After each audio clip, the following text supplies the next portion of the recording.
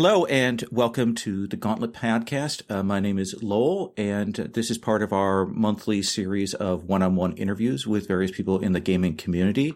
Today, I'm lucky to have with me Graeme Barber, who is the creator of the blog POCGamer, which covers not just gaming, but pop culture in general, movies, TV shows, various things like that.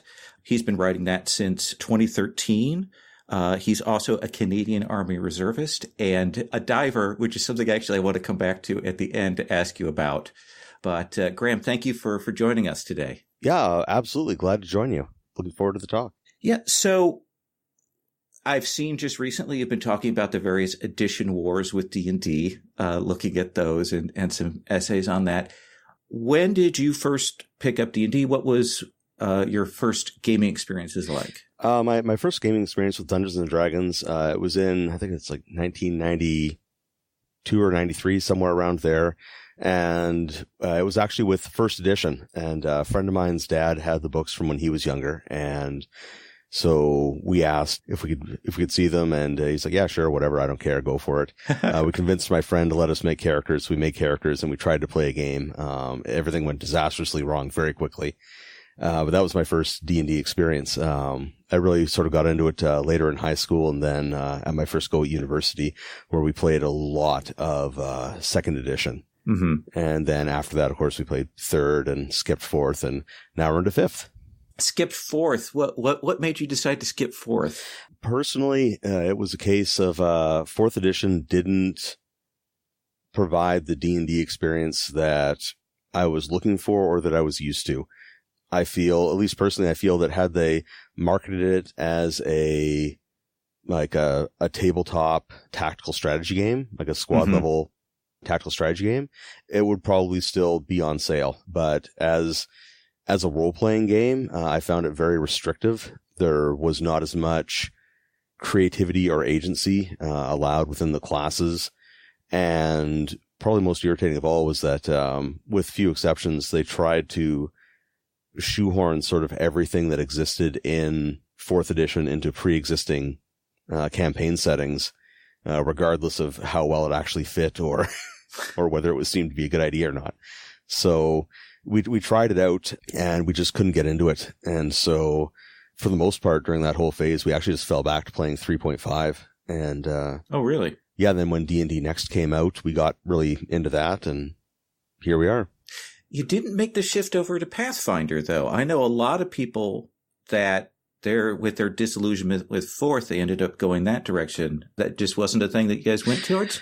We were tempted initially, because Pathfinder, it's a pretty cool system, and they sort of put a lot of polish onto 3.5, and the art was good and all that sort of thing. But to be honest, we'd already invested in all the 3 and 3.5 books, and the thought of dropping, 70, up here in Canada, $70 to $90 for a base book for a new system just wasn't super attractive for us.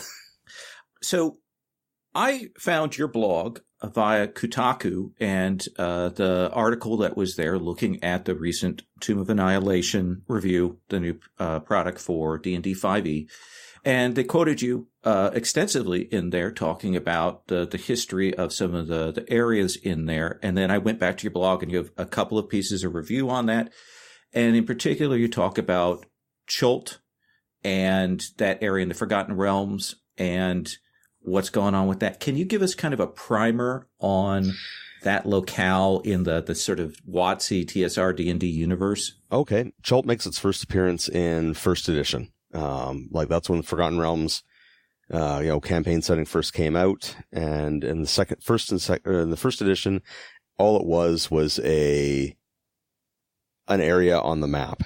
There was this little arm of a peninsula sort of jutting up out of the southern part of the map. It said Chult, and that was it. That was details done. There's no other mention of it in that edition.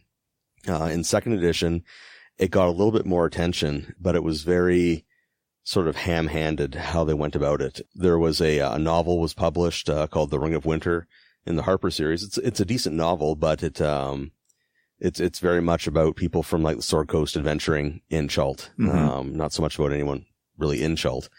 And then The Jungles of Chult came out, the actual adventure guide.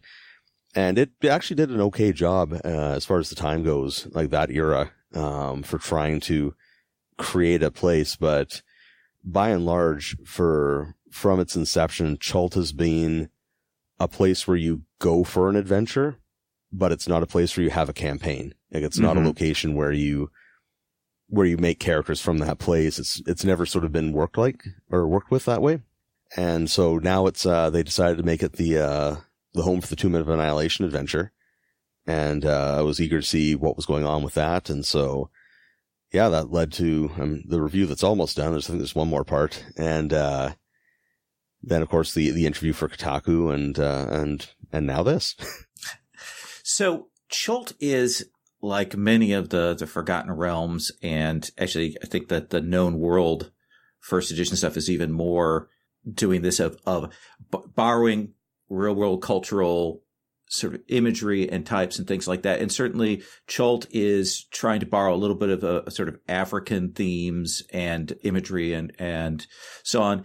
And in your review, you talk about the fact that the earlier Forgotten Realms thing is still problematic, but it's not as bad as maybe the later stuff. Yeah, it was a lot of the stuff that happened with that. Like, there's with any sort of fantasy world like that, there's always sort of real world inspirations people draw on to serve as a baseline or something they want to build from or influence their work or something. And one of the problems is that Africa tends to get clumped together as sort of like one big monolithic culture, at least, the way that, we here in the West tend to look at it. And so, if I were to, say, show a picture and say, like, here's an example of, like European clothing. And I had like a Cossack, a guy from medieval Italy, a knight, and then like a French peasant or something like that. Because we're used to that history and we're used to knowledge of the area, we'd look at it and we'd be like, oh, okay, yeah, that guy's from Russia. So you're able to break up those and add some nuance and distinction to it. But with things that tend to work around Africa, they don't get that. So people, like, for example, in, the Tomb of Annihilation, it shows a picture of, Chultians in Chultian dress, or sorry, Chultans. And, the clothing that they're wearing is literally from all over Africa. You have, a couple of people dressed like they're out on the Serengeti in Western Africa. Some people are dressed like they're in Eastern Africa. Some are dressed like they're in West Africa. Others look like they're from, up north and, in the more Arab influenced areas. And it's very, if you know anything about Africa, you look at it and you're like, well, this doesn't make sense. Like, they're living in a tropical rainforest. Why would they dress as though they're hanging out on the plains all day? Or, why are they dressed to deal with sand when they're dealing with rain all the time?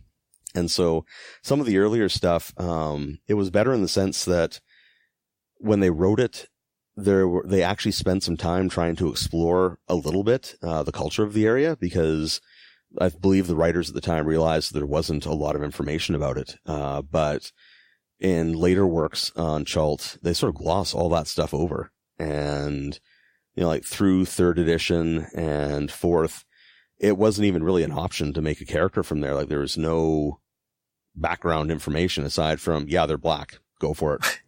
It's kind of hard to work with, when you compare it to, the Sword Coast or other areas like that.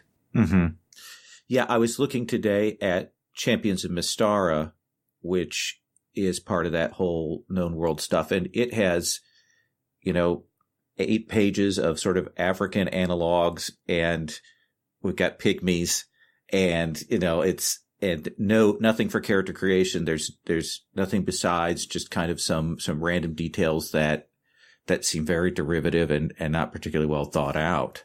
And Tomb of Annihilation actually smashes Chult, right? Yeah, it was, the smashing actually happened. That was one of the reasons I didn't like 4th edition. And that was, the Forgotten Realms campaign setting in that edition was written, as far as I can tell, by people who hated the Forgotten Realms. Like, they just smashed the living hell out of the place. Like, they destroyed like the peninsula that Chult was on, got blasted into sandbars, and then in an act that I can only assume was like one where they were planning something in the future. They actually, like, on the 4th edition map, they label the islands leading out to it, but then never give any details about it. Like, there's no, there's nothing to work with. Like, who lives there? Why are these places labeled? Like, if it has a name, it should be important, but no, nothing was given. And then when it was actually describing Chult, it was done. Like, the city of Mesro had been destroyed. The only, like, what we would think of as civilized locations on it left were the 2 colonies from the north. And then it described the locals as noble savages and as, like, bloodthirsty cannibals. And I was just like, really? Like, I'm like, this is 2008 and this is where we're at, for this. And yeah. And, so they had that retcon going into 5th edition where, they brought in Ed Greenwood and all those other guys to, sort of hit the soft reset button and try to get everything back on track. And yeah, with the new Chult is better-ish. Like they did put a lot of work and thought into trying to make it into a better campaign setting, but in doing so, just, they missed a few beats, that I think would have made it a much better, location. And it sort of suffered as a result. It's still very much kind of a pass through. Like, okay, your characters are going to move through this area. You've got a campaign here rather than making it centered there. Oh, absolutely. It is still, like there is, having read through the Tomb of Annihilation several times now, there is absolutely no reason at all to have a character who's from Chult or to make it unless you're running some sort of weird dinosaur hunting campaign, there's no reason to have that as your main base of operations. There's no real political activity happening. Like there's no adventure hooks past the adventure in the Tomb of Annihilation. And once that's done, pardon me, there's no reason to stick around. Like you're like, okay, everyone's alive again. Right on. Resurrections are a thing. Let's get out of here. And, it's weird. That is in fantasy science fiction tropes. And I may be off on this. I keep seeing where they do African analogs or Black cultural analogs and dinosaurs. That seems to be a weird combination in just about everything I've seen. Yeah. I think that comes from the, like that whole Lost World, pulp fantasy thing back in the day, that was an influence. I mean, people always talk about Lord of the Rings being the big influence on D&D, and it absolutely was, but they were also very influenced by Conan and by, the pulp fantasy of back in the day and the Tarzan novels. Yeah, that sort of thing. And so with all that, you always have, like, okay, it's a jungle. Well, why not make it into a lost world? Add some spice to this. We'll have dinosaurs. Well, who are we going to have live there? I don't know. Just some random tribesmen who are ineffective at life, and then sort of run with that.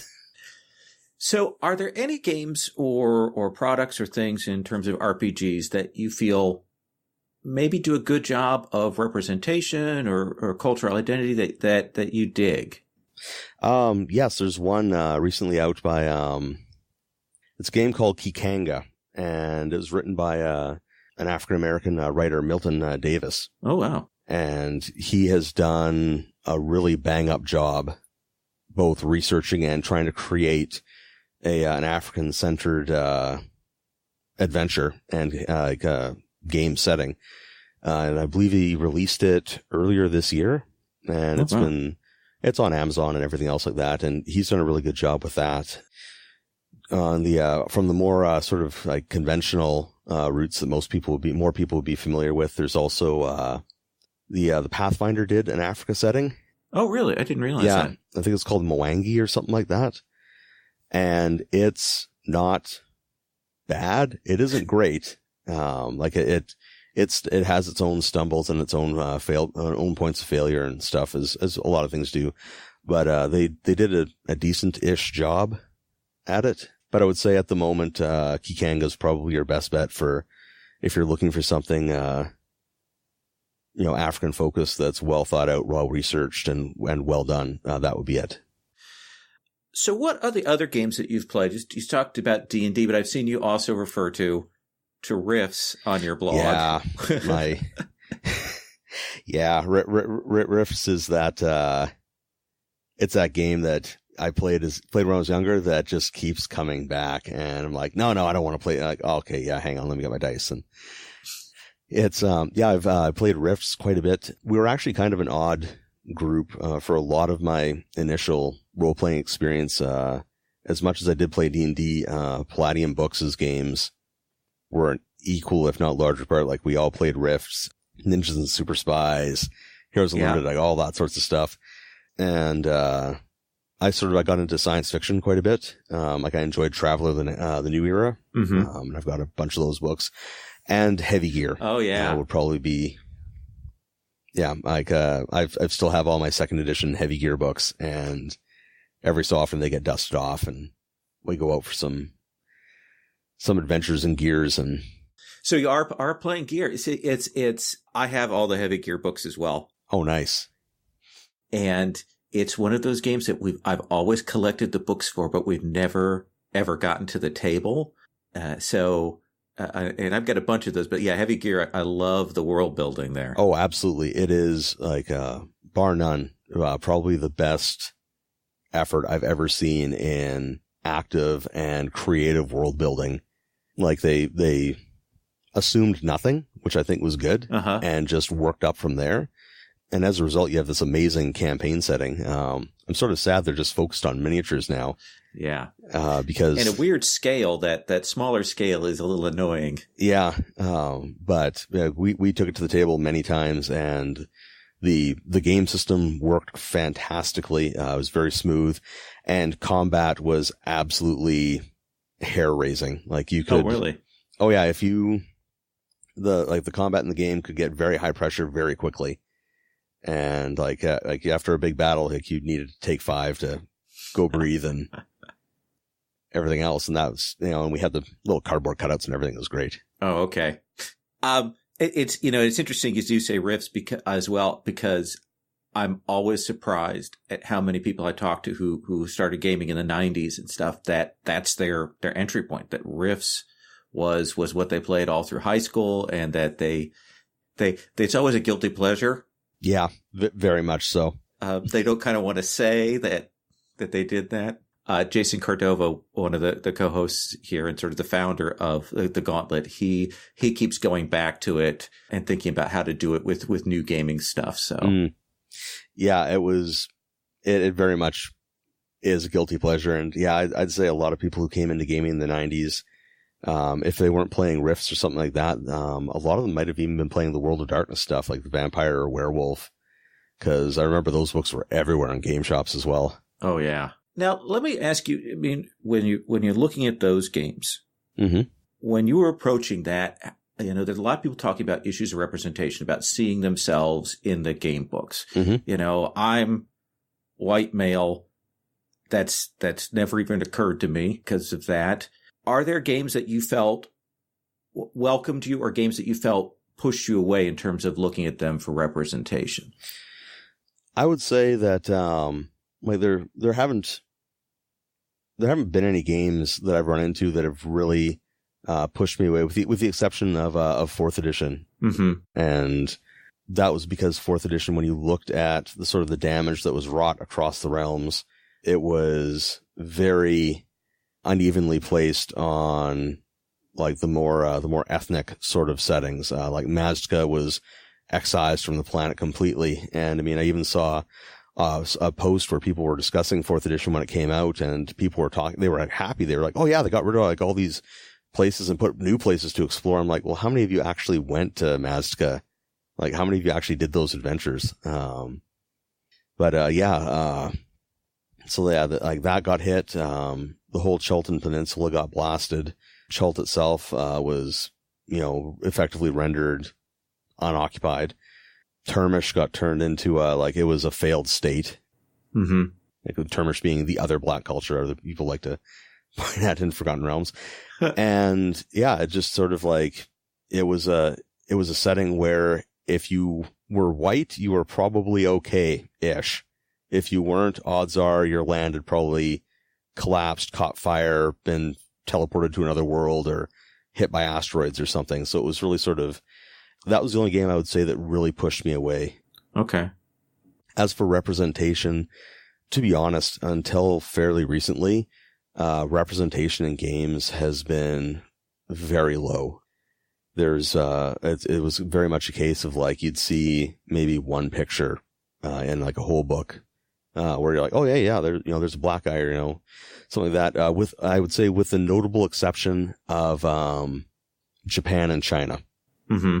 Because, like there's Legend of the Five Rings, and a lot of other game settings tended to do like a Pacific Rim or a Asia-based, campaign setting. So, and those are problematic in of themselves a lot of the time. Yeah. But those were a thing that happened. So, kind of a mixed bag with that. But otherwise, yeah, it was, very little in the way of representation, which is what made 5th edition sort of such a breath of fresh air. Because when you open it up, you're like, oh, hey, look, there's different people and there's different representation going on. And, they're not just background characters, they're iconic class characters and so on.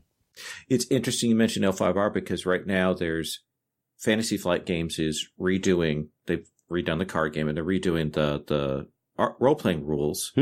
At the same time that the 7th Sea has done this Katai Kickstarter, which covers all of the sort of Asian cultures and things like that. And there's a big difference in that the Katai people are very much talking about how they've brought in authors of color and consulted with Asians to kind of get that and to really deal with the history. Whereas L5R looks like, okay, we're just going to get the same exotic samurai stuff without any kind of treatment of those issues. And when you look at the cover of the box of the CCG, boy, those are the whitest looking Asian people that they decided to put up there.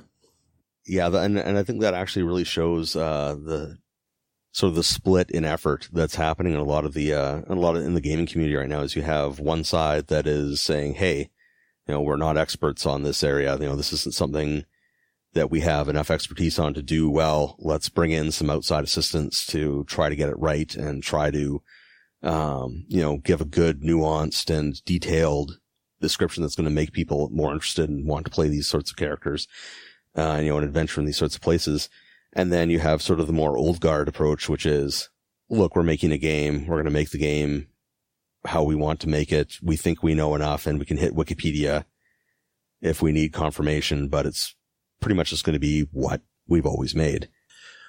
What are some tropes that you've seen in fantasy fiction or in RPGs that keep coming back that bug you? One of the things I know that you've talked about is the sort of the fantasy fiction has a lot of, okay, biology is destiny, it's in the blood, and the sort of the half-blood outsider characters, and that keeps coming back. Can you talk maybe a little bit about that?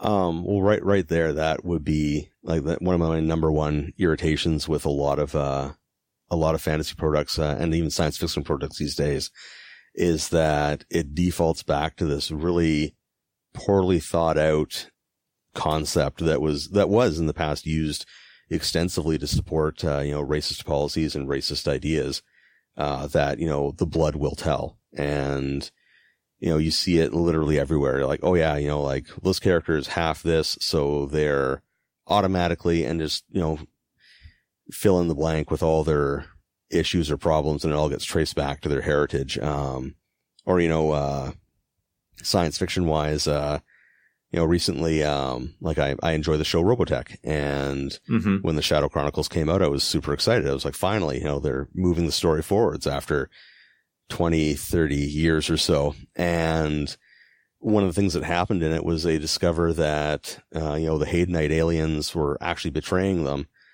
and they immediately turn on the android who was built with that technology and start treating her like garbage, and, like she's just going to turn against them, and she's this bad guy now just because she's made with this technology.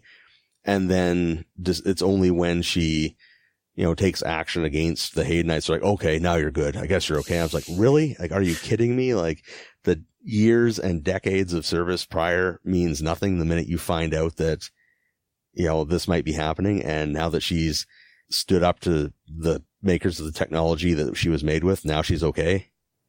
And in D&D, half elves and half orcs are the best examples of it, where it's just, just load, like they are literally just their tropes. I mean, they don't even have a name. Like it's like you're a half elf or a half orc. I mean, Orogs, at least they created a name. It's part ogre, part orc. Mm-hmm. It wasn't rocket science. It's a portmanteau. And like you go through the rest of the game, and for just about everything, it's, there's names for it until it mixes with humans. And then all of a sudden it's a half whatever. And all of a sudden now it's all, their non-human heritage is now completely determining their destiny, traits, habits, and everything else. So yeah, that's a big one for me. Other tropes that bother me, I do get tired of the, it's not so much a trope as a habit. And that's if it's a European based, like very broadly, I'm speaking very broadly here, fantasy culture, they're allowed to have a fantasy history. They're allowed to be fantastic. They've got magic. They're allowed to do all that sorts of things. But if you're not, then it's more of a historical recreation. Like, for example, in Forgotten Realms, and go back because it's a good example and what kicked all this off. The Mazca trilogy of books and campaign setting were basically a word for word retelling of the conquest of the Americas by the Spanish, which was, historically speaking, one of the most horrific things that ever happened. And it was done without even blinking. Like nothing was lampshaded, nothing was done. And they did their best to make sure that the colonial powers were seen to be as being the best. Like they were technologically, ethically, morally, and magically superior to the people they showed up with. And I was like, well, where's the Mazcans' magic? Like, why don't they have sorcerers? Why don't they have wizards? Why have they not had their own fantasy trajectory to develop along?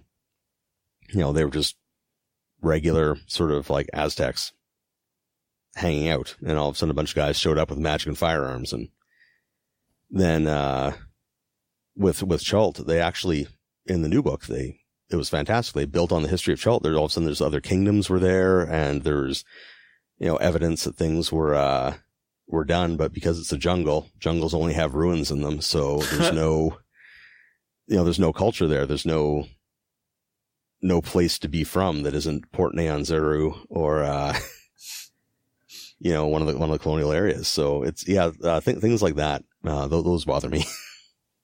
Let me ask you about sort of wider pop culture, movies, television shows. What right now are you digging that you think that speak to you, and just in general that you like that? Because I've seen some of the reviews that you've done that I agree with, like your Suicide Squad assessment and your assessment of the military tactics of Rogue One. So. Well, yeah, the Operation Get Everyone Killed. Yeah, that one great. It was 100% success there. Things I really dig. As much as I put it on blast, I do enjoy Star Wars. I've always been a Star Wars fan. It's like I saw it when I was a kid. I thought it was amazing. I thought it was way cooler than Star Trek, which is probably going to get me in trouble now, but whatever. I don't care. But as I've gotten older, like the sort of the flaws in the storytelling and the and how things go sort of get more and more glaring, especially as it almost seems like the storytelling has gotten lazier. Lately, it's always just like, why is this happening? The Force. You're like, oh, jeez, really? But I do enjoy Star Wars. I love Red Dwarf. One of my favorite shows. Oh, yeah. I've been, fantastic. Red Dwarf. I'm looking forward to Black Lightning. Mm-hmm. That keeps getting pushed back. It does. It's a little worrying. It's good to know they're still making it. But yeah, I'm hoping that it gets released sooner. Yeah, because I remember seeing the trailer last year and then I didn't hear anything. And then like a month ago, I saw something about how they were still in production. I was like, wait, okay. Yeah, it's a little worrying. I hope it works out well. Ascension, I've been enjoying that. Okay. And also, just because it's like I have a horrible B-movie habit. Like I love cheesy, awful horror movies and so on. And so recently, Stan vs. Evil has been making me laugh more than it probably should be. And I think part of the reason that I laughed at that show so much is just because they have so wholeheartedly embraced the tropes that make the characters good and awful at the same time. Like they're not trying to make them seem like they're good people or make them seem like they're they're more than the some of their parts. So yeah, that's been scratching that Evil Dead Army of Darkness need. You're also a video gamer. You like video games. So what are you playing that you're digging right now? Video game wise, I'm actually pretty boring. Oh no! Online, well, not super boring. Fallout 4. I've been playing a lot of that. I quite enjoy the newer Fallout games. There, I couldn't get into the original ones. That third isometric view. Yeah. Just did not. 100% with you on that. Yeah, did not do it for me. So yeah, Fallout 4, World of Tanks. I love that game. So I love tanks, and it's the game's just brainless fun. And a lot of the rest of it is actually retro gaming. Okay. Like the old Super Nintendo, Sega Genesis, all that sort of thing, and playing games like that. Just love them. Are you mostly a platform person or RPG person? What would you say is your guiding interest there? I'm always curious about this with people. For console games, I would say that my guiding interest is probably RPGs. And then like a distant second would be distant third would be platformers, and second would be beat 'em up games like Final Fight and stuff like that. So what do you like video game RPG wise? I've just been replaying. They put out on the 3DS Dragon Quest 7, which was an old, the PlayStation one was Dragon Warrior. And I'm playing that again, and it is so old school and so slow, and yet I keep going back to it. And like so many of the JRPGs, there is not a person of color in sight in any of these games. Very, very true. The ones that I play, series that I come back to frequently, Final Fantasy, 1 to 7. The newer ones sort of lost me. Like 9 wasn't too bad. And then after that, it was out. Couldn't really get into them. The Phantasy Star series by Sega. Oh, okay. Yeah. Love that. Like Phantasy Star, 2, 3, and 4 on the Genesis were great. And, the new Phantasy Star Online series, it's been a bit hit and miss. Some I like more than others, but I do enjoy the character creation that's available. So I've dug that. Yeah, sort of the old Squaresoft games like Chrono Trigger and Secret of Mana and stuff like that. Chrono Cross? Couldn't get into it. I tried hard. I tried to get into that one, and I just could not get into Chrono Cross. And although I do really wish they had released the other Secret of Mana games into North America, and I'm still hoping one day maybe somebody will in an official capacity. Well, they just did a remaster of Final Fantasy IX that I will say it looks amazing. It looks really good. There was also they did a remake recently of The Secret of Mana. They gave it the 3D treatment, and I was initially very worried because like Final Fantasy III did not have a good transition period. Like they went from 2D sprites to these weird looking little teardrop people, and I was just like, I really have trouble getting into this now, but.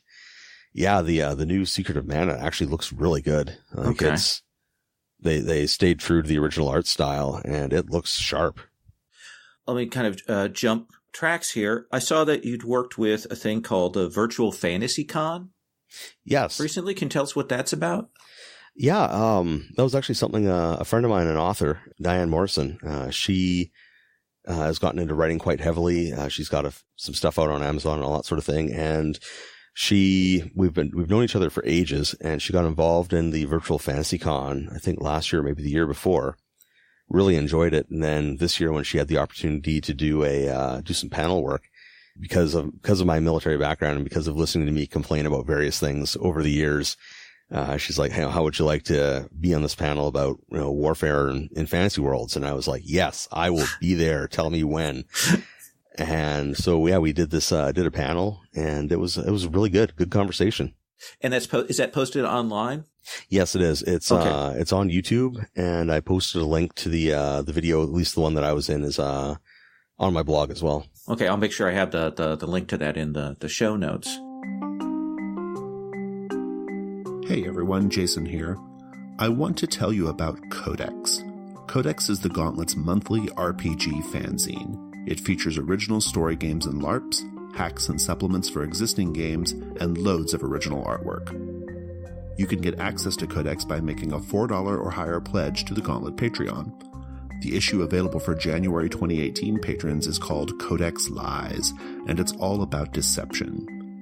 It features 5 ruinous artifacts, a supplement for Dungeon World, Liars and Bastards All, an original story game about fantasy con artists, HGMO Sherlock, a Baker Street reskin of the popular game Hot Guys Making Out, Lies of the Child Kingdom, an OSR adventure and winner of our recent writing contest, and 36 Scoundrels, a miscellany of scum and villainy.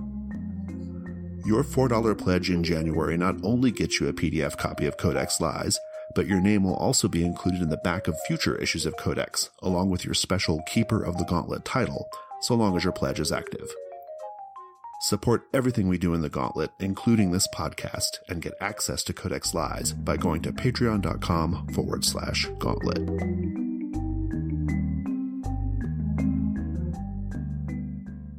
Would you say that your experience having served in the military, and you were served in some active deployments, right? Yes. Would you say that that's affected your perception of the sort of the fantasy worlds and things strongly?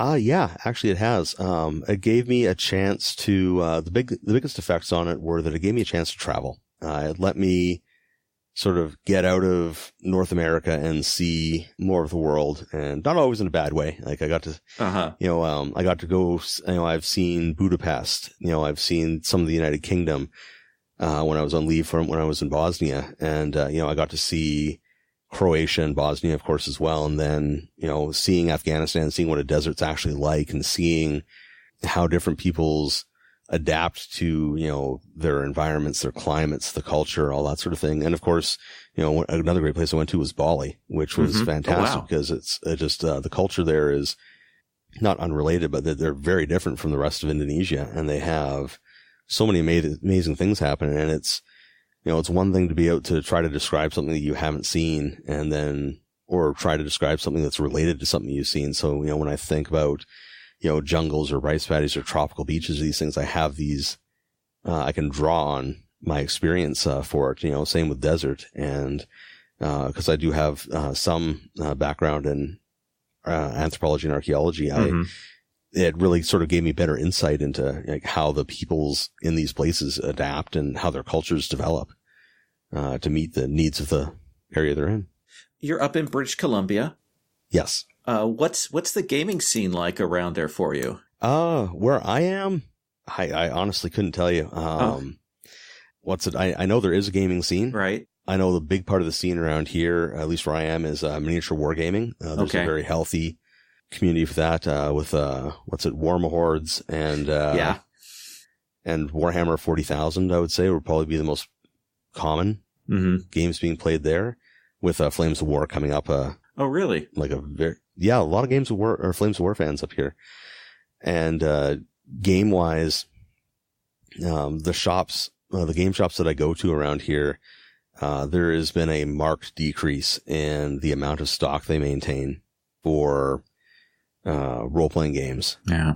They just do not, it isn't the late 90s or early thousands anymore where you walk in and there'd be like a whole shelves dedicated to it. Now it's very much, it's almost a niche activity. And like they order things in, for special occasions, and they'll load up a little bit for the seasons. But I think a lot of that is actually shifted out more to the online stuff for buying things. And as far as I can tell, it's still like just small groups of people get together, try things out and see what they like, and then they end up playing Rifts. Besides yourself, is there anybody else, sort of online bloggers or sites or things like that you think people ought to be following for questions about issues of representation and persons of color and all of that kind of stuff? Yeah, there's several. There's Medieval POC. Oh, yeah. Has been doing a great job on that. And Public Medievalist. Oh. They're a group of legit medieval historians, who started out, I think, was supposed to be a short series on, the actual history of the Middle Ages, concerning, people of color and so on in Europe. And it has spun wildly. It's a huge series of articles now that is fantastic, where they talk about who was where, what was happening, how people in the Middle Ages perceived things. And they're really sort of doing their best to challenge a lot of the, assumptions and, sort of like media driven ideas about how things were. So yeah, those sites are absolute go-tos. Okay. So here is going to be my last question. Okay. How did you get into diving? I have friends around here that were divers, and they just go to like quarries around here. So tell me about how you got into diving and what that's about, because you have a whole blog dedicated to that as well. Cold water diver. I should probably update it more often. I actually got into diving through the Army. Oh, really? Yeah. What had happened was, in Canada, our reserves are a bit different than they are down in the States. We're almost a cross between the National Guard and your reserves. And so I was young, didn't know what I wanted to do with life yet. So I took a long-term, full-time contract to work for the Army as a reservist in Wainwright, Alberta, which is about as far from any quality diving as you can possibly imagine. However, there's a dive club on that base, and one week in the routine orders, there was a note at the very end saying, Buffalo Divers Dive Club, who wants to learn how to dive? $300 for course, equipment, and everything else. And so I was like, this sounds fun. So a bunch of us did it. And so I got my open water, enjoyed diving a little bit that summer, and then sort of forgot that it was really a thing until I was deploying to Afghanistan. And we get a block of leave partway through our deployment, and you have a little over $2,000 will be spent to fly you anywhere, or they'll spend any amount of money to fly you back to Canada. And I had no desire to go from like 50-degree heat in Afghanistan to like 40-something degree heat at home. And I was trying to figure out what to do for my leave block. And a friend of mine in my platoon, she comes over, she's like, well, you're a diver, go diving. I was like, that is a good idea. So I picked up Dive Magazine, saw Bali. I was like, I'm going here. And yeah, I'm amazed my leave pass got okayed, because where it said like location on leave, it just said Bali. There's no address, no nothing, just an island. I'll be there. And somehow that got through. And after that, I got scientific and commercial diving certifications. I did worked in those areas for a while, and I loved every minute of it. But living in the interior, there just wasn't enough work to make it a full-time gig. So just a hobby. Now I make maps. So what's the coolest place that you've dived? That is absolute tie between Bali, which is beautiful tropical diving. So a lot of fantastic things there. Just can't recommend it enough. I understand there's things to do on the surface. I've done none of them. Spent the whole time underwater. So that and Barkley Sound off Vancouver Island. It is one of the most beautiful cold water diving locations I've been to. Areas of it rival the tropics for color. Really? Yep. And there are just lots of things to see. There's octopus and there's rays and dogs, like all sorts of cool things. And like I could not make a choice between the two, except for maybe it's a little nicer to come to the surface in the tropics because it's not always cold. Graeme, thank you for talking with us today. I'm going to do my little spiel at the end, and then I'm going to come back to you again. Listeners, thank you for listening to the Gauntlet podcast. You can find this and our other podcasts, of course, on iTunes or gauntlet-rpg.com. We have Discern Realities, Plus One Forward, Fear of a Black Dragon, Comic Strip AP, Pocket Size Play. If you're on iTunes, please consider rating and reviewing us there. It does help. We also are on Twitter at Gauntlet RPG. And we have a Patreon, patreon.com/Gauntlet. And of course, the Gauntlet is also connected to the Gauntlet Hangouts, which is an online community of gamers where we have games going on all the time. So I encourage anyone to check that out. Graeme, thank you again for being willing to take the time out of your day to do this, to talk with me. And I hope we'll get some links. Is there anything else you want to say to the listeners? No, thank you very much for listening. Thank you for taking interest in my writing. And when you're gaming, have fun with it. Like, don't let yourself be limited by sort of the stereotypes and conventions that you get bombarded with. Have fun with it. Get out there. Worst thing that can happen is your character dies. Yeah. You just erase the name, put a new name in, good to go. Awesome. Thanks so much.